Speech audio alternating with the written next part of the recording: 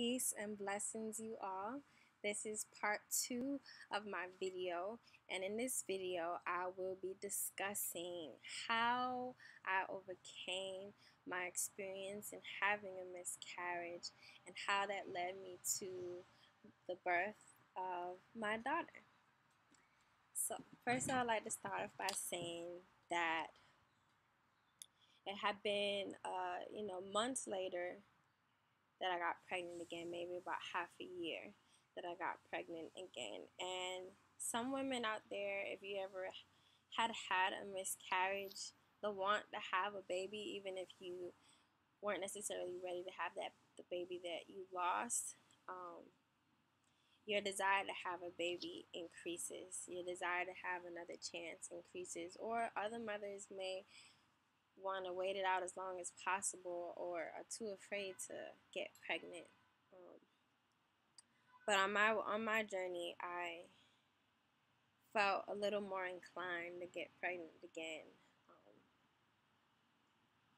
And so I found out that I was pregnant, and I was in a much better space as far as believing in myself and having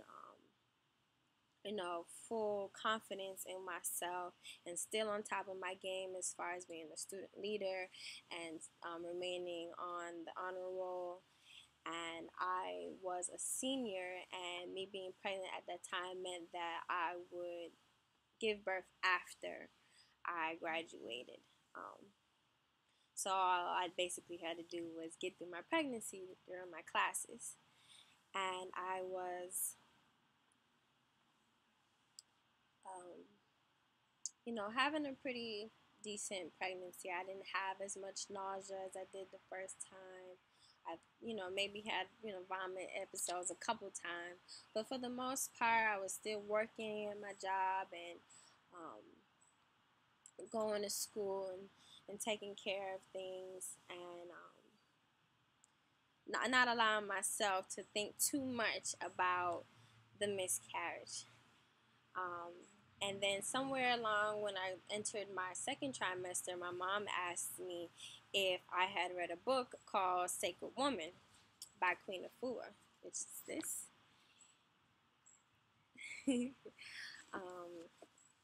And I told her no. And she said, okay, I'm going to send it to you. And I'm so glad that she did, because it helped me with realizing something that I hadn't really discovered before. And if you watch any one of my other videos, I talk about discovering the womb, and that it is a divine intelligence just like your heart and your mind is. And in this book, she has a gateway. She has 9 different gateways, and the first gateway is Gateway 0, which is basically you doing womb work. Recognizing that your womb is an intelligence, it is a divine place, it is a palace, a paradise, and that it deserves to be loved, it deserves to be nurtured, and it deserves to be communicated with and cleansed and purified. So in her Gateway 0, she gives you womb affirmations and chants to say, and makes you, she gives you some questions that makes you think about the things that your womb has experienced. And that was a radical change for me during this pregnancy, because it made me hone in and focus in on the state of my womb. I had experienced the miscarriage, and I had dealt with some other experiences in the past that I knew was still being housed in my womb, and I wanted to be able to eradicate it as much as I possibly could. So I started a journal, which is this. It's all old now. And in this journal, I started to do my womb work. So the first page, I talk about my womb is very sacred and divine. Therefore, I must treat it with love, respect, and honor. I affirm this now and from now on. My womb is a sacred nest in which I hold all my relationships. No one will enter into the womb of my mind, the womb of my heart, or the womb of my womb, unless they are at their best, pure, and clean. Join me, all my relations, in my natural living lifestyle. Join me in my peace of mind and my state of divine bliss. My womb speaks peace to all of my relations, and so my relationships speak peace to my womb. I bless all of my relationships. And that was the start, the very beginning of my Sacred Women journey. It wasn't until 2 years later that I actually picked the book up again and started to do the rest of the gateways. But during this time, during my pregnancy, I focused on Gateway Zero, which was womb healing. And like I said, she had some womb chants in there. And I just want to share with you just a few of the womb chants that she had in there that I would say to myself. And I also wrote some of my own womb chants that I said as well. And these are some. My womb is sacred, and so am I. My womb is divine, and so am I. My womb is love, and so am I. My womb is light, and so am I. And it's just different things like that that was empowering and radically changed the way I felt about my womb and the way I communicated with my womb. And I would go in and to myself and just kind of think about all the things that I had been through, and just imagine light coming into my womb and washing away all those sorrows that was still inside of there. Because essentially, if my womb is at this state of being, it's not necessarily the best environment for a growing child. When a child comes into your womb, you want your womb to be at peace. You want your womb to be a place where they feel safe and comfortable and loved. And so this was a very powerful moment for me to say these chants and affirmations and to have this recognition of my womb in order for me to grow and move forward. So about when I was about 5 months is when I started to get like the jitters of losing my baby boy from the first time. And some of the fear started to rise within me, and thinking, okay, now I'm getting closer and closer to the time that I was pregnant before. And I started to, look at, for example, the picture. This is the one thing that I kept from that experience, and those are the pictures of the moment. That's me holding him during the 2 hours that I said that I held him. And I, threw away the bereavement box because I just didn't want to have too many things and be too attached. I wanted to be able to let go. Somebody suggested that that would be, more healing for me if I could just, get let go of that, and it was. So during that time, I started looking at that picture, and I just kind of started to feel like, okay, all right, can I get past this point that I wasn't able to get past before? And I had my friends' support and my family's support. But everything wasn't still at its, the most optimum that it could be. There was still a lot of different stresses going on around externally. But I was determined internally to get past all of that. But one day I was talking on the phone with my cousin, the same cousin who was with me when I lost my baby boy. And I was telling her I was feeling some cramping. I don't know what's going on. And she was, had a little bit of a panic, and she told me to call my midwife. And I was like, I don't really want to call her. I don't want to, put my mind in that state.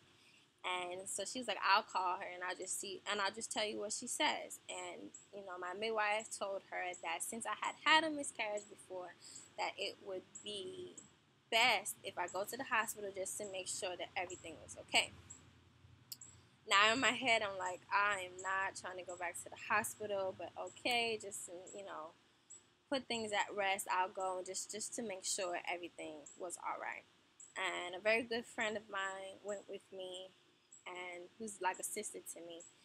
And when we got into the room, just to make a long story short, the midwife there basically let me know that I was 3 centimeters dilated and 70% effaced. And when you are ready to give birth, you are 10 centimeters dilated and 100% effaced. So basically what she told me was, you're in labor right now and you are going to have your baby. And those were not the words that I wanted to hear at that time. And I just kind of had to go into myself and remember all the affirmations I had been saying, and remember an experience that I had and how much I grew from it, and how much more of control that I had over the state of my womb, and that I had my dreams that led me to know that this was supposed to be. My child was supposed to be here, and maybe that this was some type of test of my spirituality, because essentially I felt like I had grown so much spiritually from this experience, and that I didn't need to rely on medical interventions, that this was a spiritual experience that I was having, and it was another test, and I was going to either, go with it through fear or go with it through might. And I chose to be mighty. I chose to be powerful in such a difficult situation.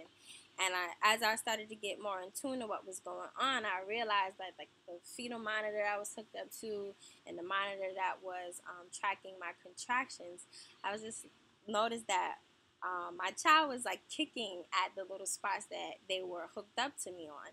And I started taking them off. And as I was taking them off, she was starting to calm down. And I was like, and I didn't know she was a she at the time, because I hadn't had any ultrasounds before then, and I didn't want to find out the sex of my baby. But she was also trying to get me to be in tune with her and say, listen, mommy, like, we don't need these things. Like, go into yourself, and we can make a change of this situation. And so when I told the medical staff that I was going to refuse, the IV that they offered, the labor reduction medication that they wanted to give me, they wanted to do a Miscarriage, which is basically where they stitch up your cervix, and I just refused everything, and I went into myself, and it's like, I know that this baby is supposed to be here, and I know that I'm supposed to bring this baby into the world. Now is not the time. And I won't allow nobody else around me to make me think something that is not supposed to be. And I was able to stop my contractions on my own. And although they noticed that the contractions had stopped, they were still trying to offer me all these different things, and I just kept refusing. It's like, no, I just need to go home and be at peace, and basically carry my baby to full term, because my womb was whole. It was not broken. It wasn't damaged. It wasn't inadequate. It could do this. We could do this. And I was sent home on bed rest, and the papers that they sent me home on bed rest, they wanted me to be on bed rest there, but I was like, I can't stay here. This is not a place of bringing in life. This is a place for the sick and dying, and I'm not sick, and I'm not dying, and neither is my baby. So I asked to be discharged against medical staff orders, and so my papers basically said that I went in there for preterm labor and that I needed to be on bed rest for the remainder of my pregnancy. Now, I didn't feel like being on bed rest was going to be the best thing for me, so I gave myself a week to lay in bed, to relax. I decided to quit my job as a waitress, and then after that, I continued and went back to school.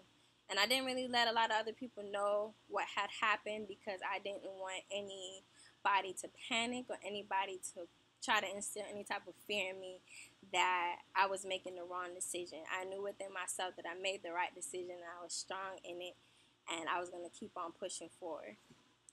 So, fast forward to um, December the 24th, which is when I went into labor with my daughter. Oh, well, I missed the part. Since I was put on bed rest by the hospital, I now became a high risk pregnancy, and my midwives could no longer see me because they're not allowed to see high risk pregnancies.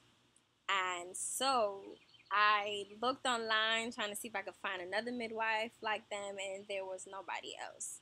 So I started researching the unassisted home births. I still was determined to have a home birth, and to my surprise, I found other mamas who had babies on their own at home, and everything turned out perfectly fine. And I started to get myself in gear for that. Like, I could do that. Yeah, I could birth my baby unassisted. I could do this. As crazy as it sounds, I felt confident enough to be able to do so. Um, and my midwife, she would call me like every couple of weeks just to get an update. And then maybe about a month later, she had told me, to start coming back, and we'll just, take it as it goes. And so I decided to go back, and I kept up my prenatal visits with her. And then, so now let's fast forward back to me going into labor.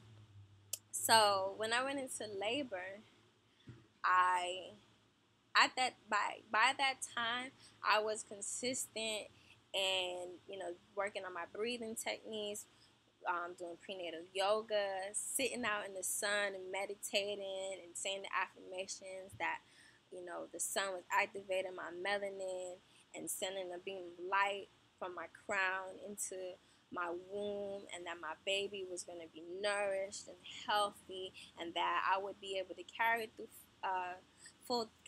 full term and birth my baby naturally, and that all would be peace, all would be well.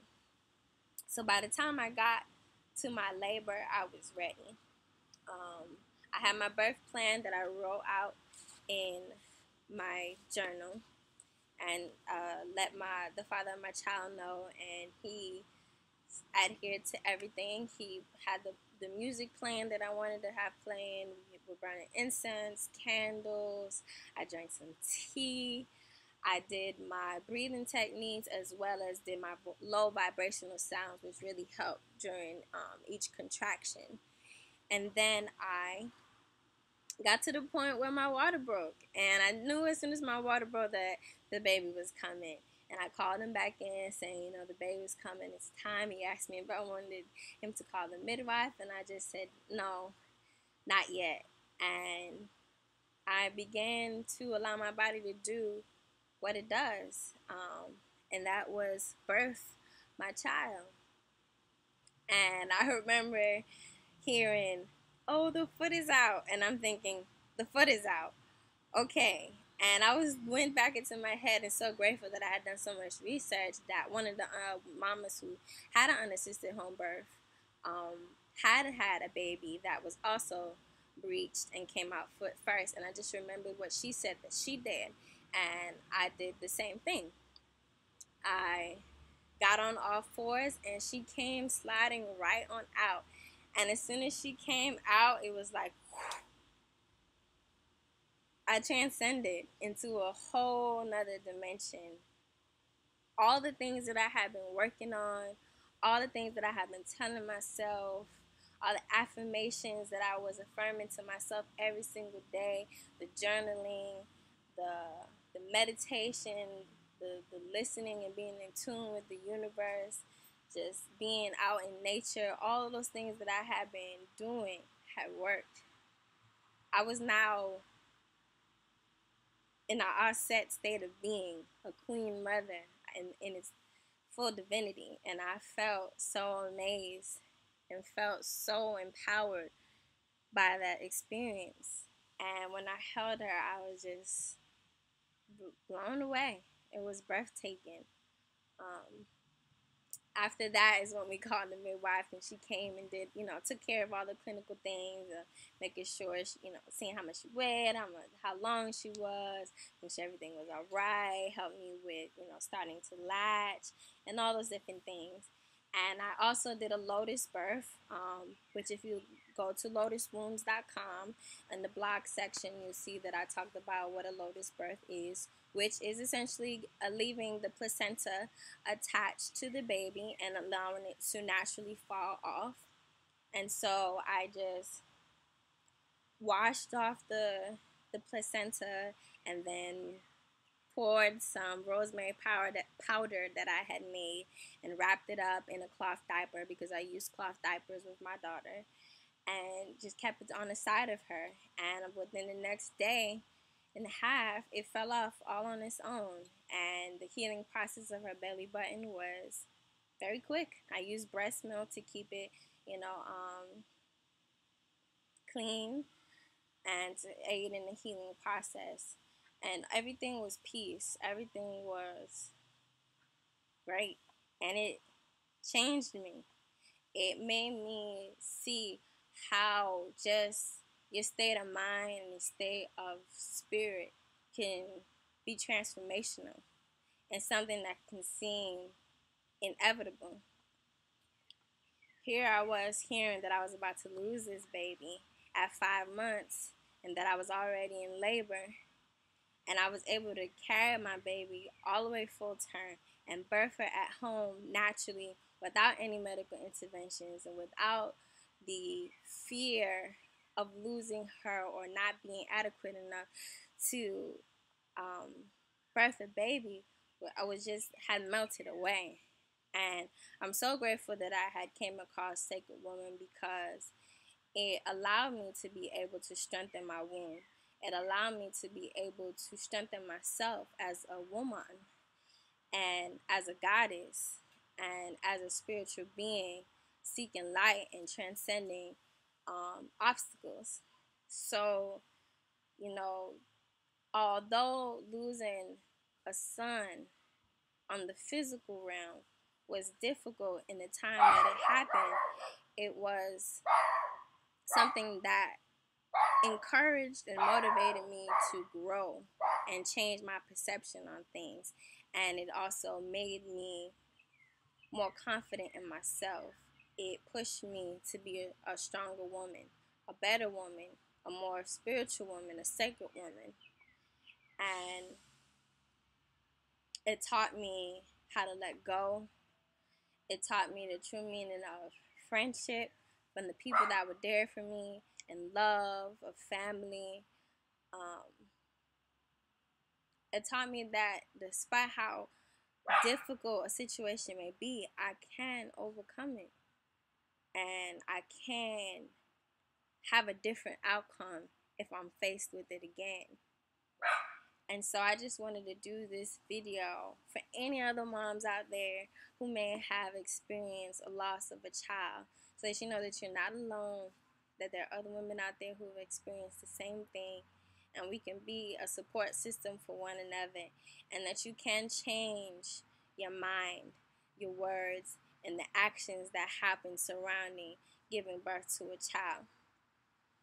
I do know that our physical state of being, how we eat, how we allow our bodies to move, play a part, and also how we think plays a part. But whether we are in constant cycle of fear, because if our mind is in constant cycle of fear, our bodies will be in a cycle of fear too, and it will try to get rid of whatever is making it fearful, and that could be our babies. And so it's very important to change your state of mind, to change your state of being. But also for me, most importantly, was to looking at things in the spiritual realm. Sometimes souls just come into our wombs just to teach us something. And although we may not be able to see it in the moment, do your best to look back and try to find out, what did it teach you? What did you learn? What did you gain? And how can you move forward from that? And how can that strengthen you as a spiritual being? Because we are spiritual beings having a human experience. And it could be a lesson that your spirit decided to have in order to grow. And all the experiences that we have are lessons that make us stronger, that revolutionize our mind, that help us evolve and transcend as beings. So take every lesson as best as you can and look at it and find the positive side of it, the growth that can be gained from it. And so yes, that experience led me to what I'm doing today and who I am today. And I hope that my story can be of light to someone out there, and I hope that it can empower somebody. I hope that you know that you are a goddess, that you are beautiful, that you are whole, you are not broken, you are not damaged. And even if you feel that way, that you can come out of that feeling, that you can repair yourself, that you can rejuvenate, recuperate, and become and feel whole again. So I thank you for listening to my video, hearing my story out. Please subscribe to my channel for Keela McQueen, aka Empress Awakening. Visit my sister and I's lotuswombs.com website, which is a doula holistic service, providing support for women during their pregnancy, their birth, and postpartum experience. Be blessed, be blessed, be loved, be light, be all that you can be.